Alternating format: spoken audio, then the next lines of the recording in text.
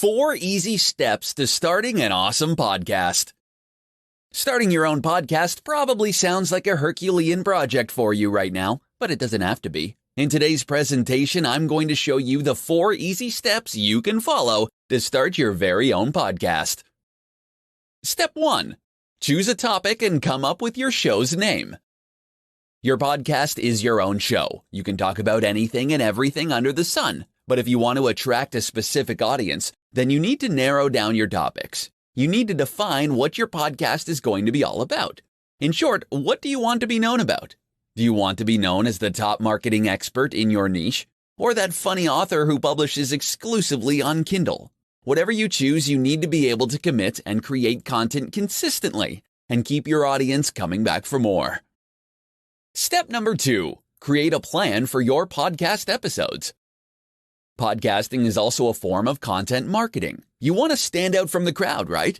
Then you need to come up with a content strategy that will fit your podcast message or branding. Treat your podcast like a business. Plan everything in advance. If you're thinking of interviewing experts in your industry, then write it down in your calendar so you can reach out to them well ahead of time. Create an outline or draft of your upcoming episodes. You don't want to just wing podcast episodes. You could end up wasting a lot of time editing and re-recording episodes if you ramble off topic for far too long. Step 3. Record your podcast episodes. Now that you've got a plan for your podcast episodes, it's time to record your episodes. You're just starting out, so you will need to make sure you come across as someone that people will want to listen to. You can choose to follow an outline of your main topics, or you can read from a script. Step 4. Publish and promote your podcast. To publish your podcast, you need to select a good podcast hosting service. Libsyn is one of the more popular ones. Once you've uploaded your episodes to your host, it's time to promote your new show to your target audience. 5 podcast monetization methods you can use today. Podcasting can be both fun and hard work, but did you know you can also earn some money in the process? Many podcasts earn anywhere from $100 to several $1,000s a month. If you're planning to set up your own podcast, then stay tuned to this presentation. I'm going to show you the top 5 podcast monetization methods you can use today. Let's begin. Number 1. Sponsorships. When it comes to sponsorships, you need to build a sizable audience first before anyone will consider sponsoring your podcast. But once you've got a few thousand fans tuning into your podcast, then you can start reaching out to potential sponsors and advertisers. Alternatively, you can use a platform like Midroll or Authentic. The next option, however, is the best one. Once your podcast becomes big enough, sponsors will be the ones knocking on your virtual doorstep to ask you to promote or endorse their brands. Number 2. Affiliate marketing. It's relatively easy for one to make money with affiliate marketing. You simply get your special link that has your unique tracking code in it. And when people click on your link to buy your recommended product, then you get a commission. There are plenty of affiliate networks you can join. The most popular one, though, is probably Amazon. Other networks include ClickBank, ShareASale, Commission Junction, JVZoo, and so much more. Number 3. Selling your own products or services. If you've got an established brand outside of podcasting, then it will be relatively easy for you to plug your own products and services on your show. Of course, try not to be pushy or aggressive, as many dislike high-pressure sales tactics like this. Instead, promote your own products or services as a solution to people's various pain points. Number 4. Coaching. Coaching can be quite lucrative, especially if you position yourself as an expert in your niche. You'd basically be teaching the same things you talk about on your podcast, but only more in depth. Another selling point for coaching is that students will have direct access to you, so they can ask you questions and get answers relatively quickly. Number 5. Courses. You can sell your own courses or even other people's courses as an affiliate on your podcast. Courses are great for podcasters who want to provide their audience a more organized and in-depth look into subjects they're experts of. They're also great for generating passive income on the side. 5 podcast styles you can follow. Podcasts have been around for years. If you think its popularity is about to fizzle out soon, you're mistaken. The popularity of podcasting has been steadily growing every year. If you want to get in on the podcast gravy train, then stay tuned to this presentation to find out about the top styles you can follow for your own podcast. Let's begin. Number 1, the solo show. This podcast style is probably the easiest one to use when you're just starting out. Many podcasts are hosted by an individual. Solo hosts often use their name on the podcast show title, like John Smith's Awesome Podcast Show. Solo podcasts are also easy to produce. You don't need to wait for someone else to become available. You can simply record your episodes as and when you feel like it. The only downside is you'll probably run out of things to say much faster than if you're doing the show with someone else. Number 2, multi-host show. Many podcasts nowadays now follow this style. When you've got 2 or more people sharing ideas and thoughts, then there's less chance you'll run out of topics to talk about. You'll be able to present different ideas to your listeners. You can even agree to disagree on most topics to make your show interesting. Number 3, one-on-one interview. There are many benefits to interviewing other people on your show. 1, you don't have to do all the talking, so you can rest your vocal cords for a bit. And 2, your audience will have someone else to listen to other than you and your co-host. Another benefit is that your guests will be letting their followers know they've been interviewed on your show. This means that their followers can potentially become your followers too. Number 4, roundtable discussion. A roundtable or panel discussion is a lot of fun. You'll have different people chiming in with their opinions on different topics. Just make sure you put a time limit on the discussion because it's easy to get carried away when you're having a lot of fun with like-minded people. Number 5, storytelling. Some podcasts are in a storytelling format. Sometimes the host will be reading one story for the entire show. For other shows, they'll narrate one story over the course of an entire season. So it's sort of like a radio drama, but in podcasting format. 6 secret tricks to producing powerful podcast content. Podcasts aren't created equal. There are great podcasts and there are meh podcasts. Which one do you want to listen to every chance you get? Not the meh podcast, I'm sure. So, if you want your audience to stick around, then stay tuned to this presentation. Today, I'm going to share with you 6 secret tricks to producing powerful content for your podcast. Number 1, answer people's questions. People listen to your podcast because you promised to provide something of value to them. Or were you able to answer their all-important question, what's in it for me? If you want your listeners to keep on tuning into your upcoming episodes, then you need to find a way to keep on answering that question. Find out what they want to know and discover their pain points. Then talk about it on your podcast. Number 2, show people how to do things the right way. People love how-to tutorials. If you've got a podcast on making money online, then discuss specific methods and techniques to help people start earning money. Demonstrate your expertise by sharing the methods that worked for you. Of course, you don't necessarily need to give out all your secrets, but at least give them an overview to show them how to do things the right way. Number 3, be original and authentic. Many people listen to podcasts because they like the host's personality. If you sound like you're having fun and enjoying your show, then it's much easier for your listeners to hit that subscribe button. Number 4, plan your podcast content in advance. When you plan in advance, then you can basically tell your listeners what your next show is going to be all about. You can give them a quick background on your next topic to have them look forward to your next episode. Number 5, tell a story.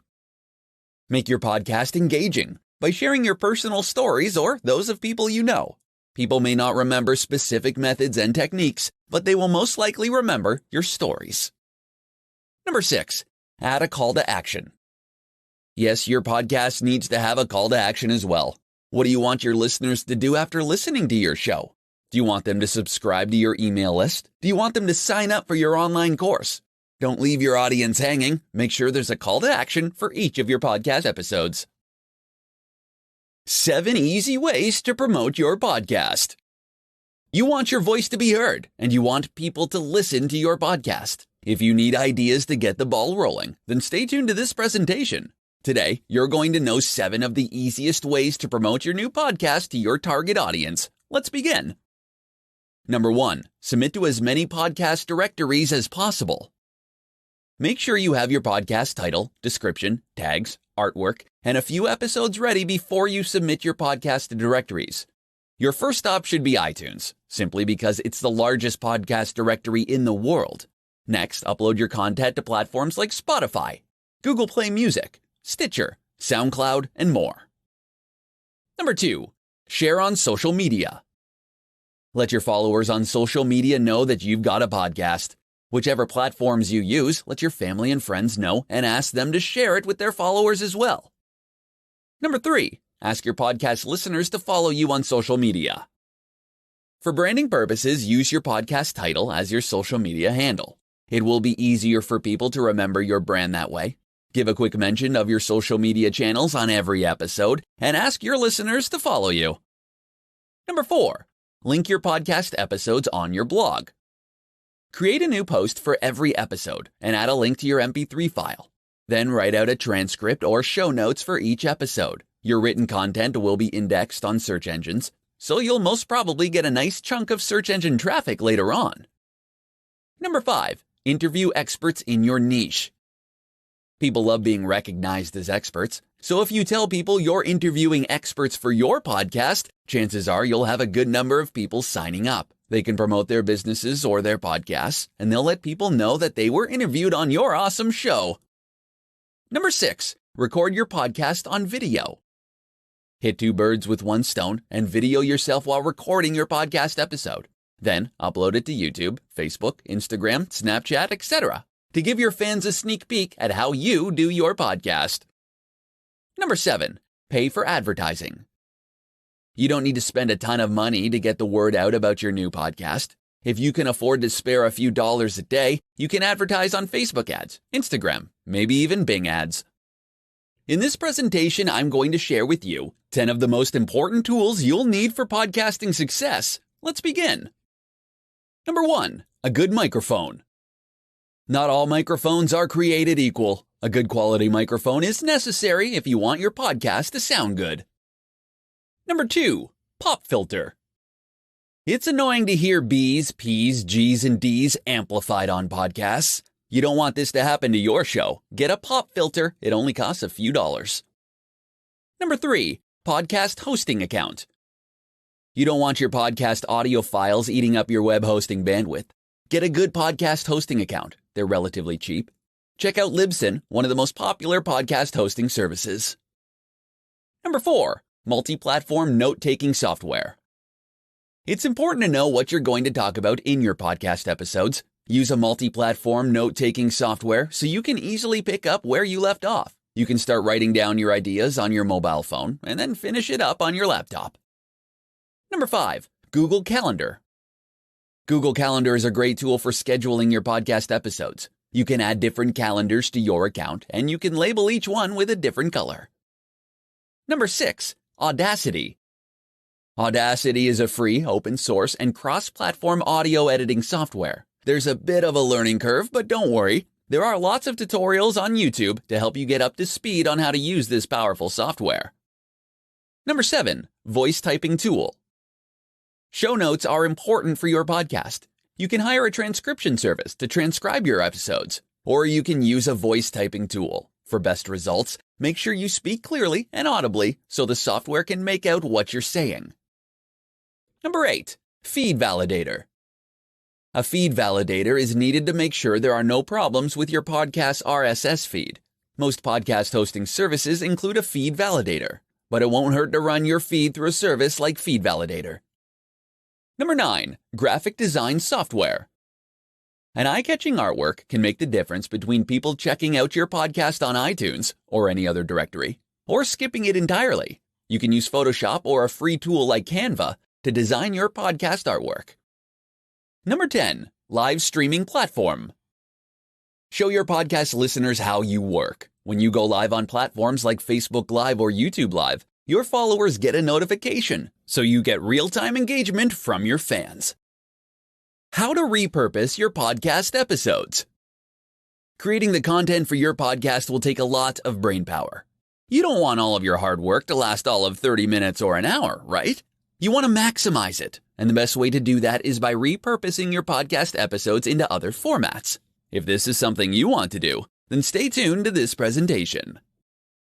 To fully get the most out of each podcast episode, then you need to plan beforehand. Have your outline, draft, and notes on hand so that when you start repurposing your content, you can do it in the most efficient manner. To begin with, your outline will probably make for a great infographic.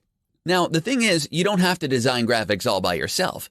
If you don't have a team in place, you can always outsource your graphic design needs to a talented designer. You can upload the infographic to your blog as well, and other sites to gain some precious backlinks. You can also create show notes, or even a transcript of your episodes, and then upload it as a blog on your site. If you do your on-page and off-page SEO correctly, you might even start ranking on Google for some profitable keywords. You'll gain free traffic from search engines, and you'll get new podcast followers and blog subscribers in the process as well. Of course, let's not forget the power of video. When you record your podcast episodes, you can have a video camera record the entire process. You'll essentially be hitting two birds with one stone. Your audience who loves video will appreciate your video content, and those who prefer listening to podcasts will be able to listen to you as well. You can share the recording on Facebook Live or YouTube Live or any other platform of your choice. The awesome thing is, live videos get pushed to the top of people's feeds, so they'll likely see your video right away. You can also break down the most important points in your show to tidbit-sized quotes. You can then ask your graphics guy to create social media graphics. You can watermark it with your link, because as you probably know, graphics get a ton of shares on social media. Lastly, to tie everything together, you should then cross-promote the different repurposed formats in various platforms. How to select the right hosting for your podcast. Are you wondering where you can upload your podcast audio files? Do you think uploading your podcast files to your website hosting service is okay? If you do, then you have another thing coming. In this presentation, I'm going to show you why you need a dedicated podcast hosting service and how to select the right hosting service for your podcast. First off, why shouldn't you upload your podcast audio files to your web hosting provider? Well, the answer is because audio files can get quite large. Every time someone listens to your podcast, it consumes precious bandwidth. If you have a ton of people listening to your show all at the same time, it can cause problems with your web host. So, the right course of action is to use a dedicated podcasting hosting service. Second, what are the criteria for a good podcast host? Here are some tips for you to consider. Number 1. Do they offer unlimited storage and unlimited bandwidth? Ideally, you want your host to have unlimited storage and bandwidth. You don't know how popular your podcast is going to get, so it's best to be prepared for the onslaught of traffic. Over time, you'll also probably publish a ton of episodes, with each audio file being several megabytes in size, so it's great to have unlimited storage space on hand. Number 2, do they have optimized and distribution-ready RSS feeds? Most podcast hosts are podcast-friendly, meaning they have built-in RSS feeds for easy syndication by podcast directories. This means that every time you upload a new episode, all directories where your podcast is listed will automatically be updated. Everyone who's subscribed or is following your podcast will automatically get access to your latest episodes. Number 3, will they help you submit your podcast to top podcast directories? A good podcast host will make it easy for you to submit your shows to the top podcast directories. People frequently go on platforms like iTunes, Spotify, SoundCloud, etc. to look for new podcasts to listen to. Number 4, your own podcast site. You may have your own blog, but having your own podcast site is awesome as it helps build your authority. Another added benefit is that it's great for your blog's SEO since you can add a link to your blog. Why you need to choose a podcast niche.